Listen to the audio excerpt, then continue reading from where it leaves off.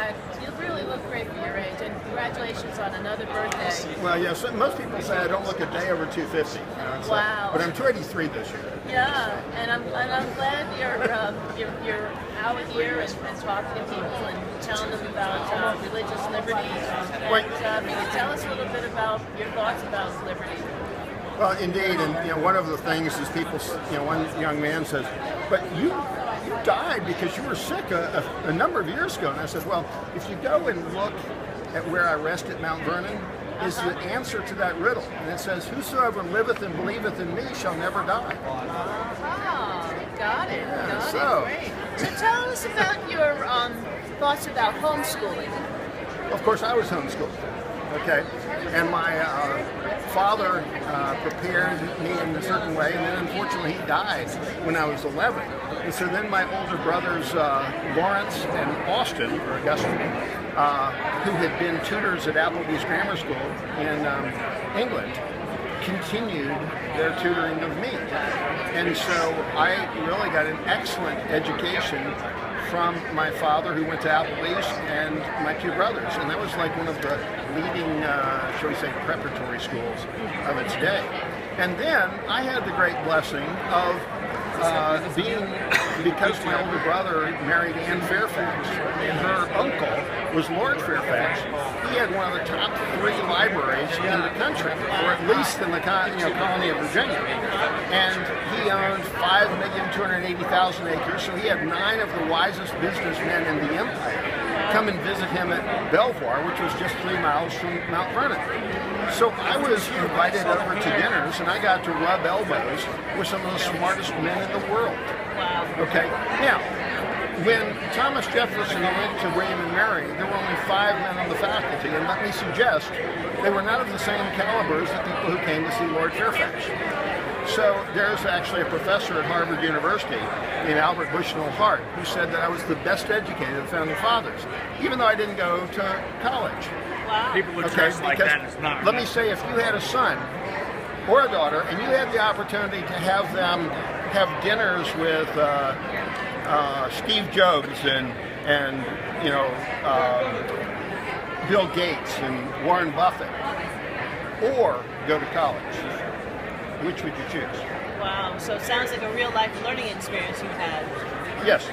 Well, the Chinese have a saying, an hour across the table listening to a wise man is worth a year's study of books. Beautiful. And how do you begin your day in school with your children when you teach them? Well, first of all, I begin my own day by kneeling in prayer and saying the prayers that I wrote when I was 20 years old.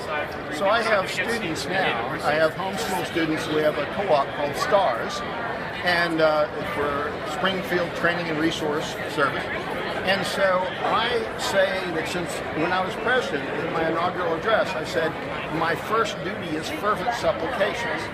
So if the first duty of the president is to pray, fervent supplications, then certainly we as students and teacher can have our first duty to pray. And so I have the students read the prayers of George Washington at age 20, and they're almost 20 themselves. They're from, say, 12 to 17.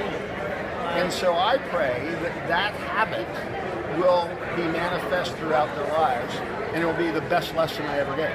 Wow. So we're flash forward into 2015, right. And as an ESL teacher, one of my favorite songs that I like to teach my ESL students goes like this. Washington, the father of our country, statesman and a president. He was the greatest general in the army. Our country he was proud to represent. First in peace, first in war. Liberty and justice is what he fought for. Washington, the father of our country, and our first president. And you are my favorite. Hallelujah! All right. Well, you have made my day by that, beautiful singing. I appreciate that Thank so you. much. One of the things I love to play with my students and say, okay, who was the first president? And they say, George Washington. And I said, well, no, it was actually Edward Wingfield, and that was the Virginia Company in Jamestown. But that was a tricky question. So, all right, who's the first president of the United States? George Washington. No, it actually was either Peyton Randolph or John Hancock under the Articles of Confederation. And the first, after they were ratified, was John Hanson of Maryland. Wow. I was the 17th president of the United States, but the first under the Constitution for the United States of America. Wow. We could go back to the old Dominion and ask about who the governors were from New Rochelle, Old Jake, and go into Thomas Paine. Unbelievable. I love history. Thank you so much for being with us today. Well, Thomas Paine very kindly called me the world's apostle of liberty. Oh, wow. And America is that shining city on a hill, that beacon of liberty for people all around the world. And we have a duty to share that liberty. And where does that duty really come from? It comes from the Great Commission of Jesus Christ, to share to all the world the good news. And that's the basis of our nation, is the good news. Thank you. God bless you. God bless you. Right. Matter of fact, let me give you something in that regard. Hello. I've got something.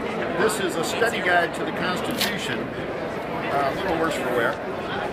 40 footnotes, over 100 biblical references for the first paragraph of this Constitution. Wow. Hey, my friend. Good to see you. Yes. This man